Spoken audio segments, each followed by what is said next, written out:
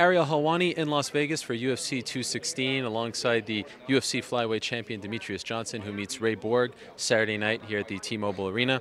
Demetrious, it's good to see you. Feel like I just saw you. Feel like we just spoke about this fight. Of course, we hope it happens on Saturday night. Before we get to that, just want to ask you about being here. What is it like for you just a few days after what happened on Sunday night? How are you?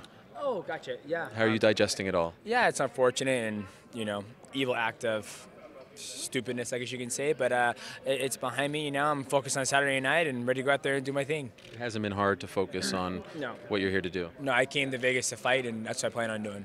And I'm sure you're hoping to fight this time around. Any reservations internally about this fight not happening? No. I'm sure he'll make weight, and I'm sure everything's going to work out perfect this time. If he doesn't, then I'm taking the rest of the year off. That's it. What just happened? Nothing. No. Yeah, I'm taking the rest of the year off. That's it. Have you seen him? I have not. I think I saw a glimpse of him, but he looks good. He looks healthy.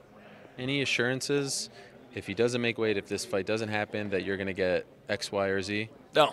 Nope. None of that? None of that. Are you happy with the way everything turned out after 215? Yeah, I am. Everything is good. My management, they worked close with the UFC. Then obviously they're very unfortunate it fell through. But other than that, everything is good. I'm happy. I'm healthy and ready to go. I'm just happy that it got rescheduled so quick.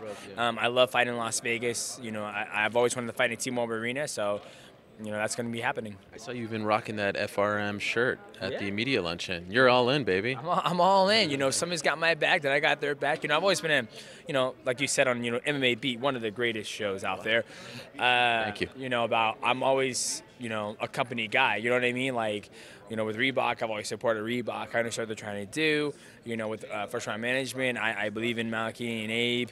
They're great guys, and so they tell me what I need to do. And so why not? Why not support them when they're supporting me, trying to make me get more money and stuff? Speaking of which, the word is that your deal was restructured a little bit. Could you tell us any more on that? It just got restructured. I just want to be on the same playing field as all the other champions. All the other champions. And it's all public record. Dana White. Those guys. They don't say it, but they kind of say it. But every single champion out there gets 500 flat to win and plus pay-per-view points, where I'm not to that level yet. So that's my goal. That's what I believe First Round Management can get me to. It's not like this is my first or second or fourth title defense. I just didn't win the belt. You got guys who win the belt and they get 500 flat straight up, and then they get, pay-per-view points where it's like, dude, 10 title defenses and going on my 11th one, I believe. Hopefully I'm successful. And I just like to be, just like those other guys, 500 flat. I think that should be, just plain Jane, like make it, an incentive to become a champion, to where it's like, boom, you became champion, boom, 500 flat plus pay-per-view points. That's how it is. No, across the board, that's just how if I was running the company, that's how I make it. And then if you lose the belt, then, the next person who gets it gets 500 flat.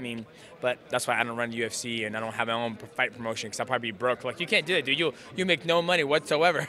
But that's not the case for this fight? You're not getting the 500 flat and the pay-per-view points? No, all this stuff would be disclosed, but I'll get pay-per-view points. Okay, but not that you're not quite at the number you want yet. Not there yet. Maybe after this, maybe you get that Cody fight or TJ fight after this one. Yeah, is that the plan? Possibly. No, that's not the plan. The plan is just to win this fight and then go back home and then see what goes on, and then as I'm a champion, it should just be 500 plus pay-per-view points. That's my belief. That's what I agree. If somebody becomes champion and they never fought once in the division, they should get 500 flat plus pay-per-view points. It's almost like if you become the CEO of a company, you get all these incentives. If somebody that's always used that Shark Tank, analogy. Like if you work at an aquarium and you're making $400,000 to clean the fucking goldfish tank, and you're enjoying your life, and they're like, hey, but guess what? You got promoted to clean the great white shark tank.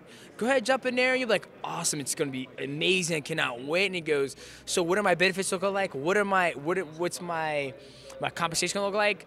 You're actually gonna get $350,000 instead of $400,000. And you look at yourself like, why the hell would I do that? I'm not going. That's why I always use that analogy. So I feel, when you become champion, obviously the money is to significantly jump from what you are before. But when I've been here for a long time and everybody else, they just get the belt. And next thing you know, like, boom, first champion. The next time they fight, you see they're paying us like 500 plus pay-per-view points. I'm like, I'm on my 7th title defense, and oh well, what can you do? So that's my goal, is to get to that point and then see where we go from there. And finally, just as far as your preparation is concerned, like, did you literally go back on that Monday after Edmonton, and it was just kind of an extension of the previous camp? Like, you literally didn't take your foot off the gas and just kept going an extra month? Yeah, I went an extra month. I literally, I took that. I was gonna say I took that Thursday out, but I trained that Thursday out, and people are like, "Oh, you didn't even weight cut." I was like, "No, I was weight cutting. Like I got to 133, and then took that Friday, Saturday, Sunday off, and then went directly right back into the training camp and trained through the rest of the 4 weeks, and here we are today.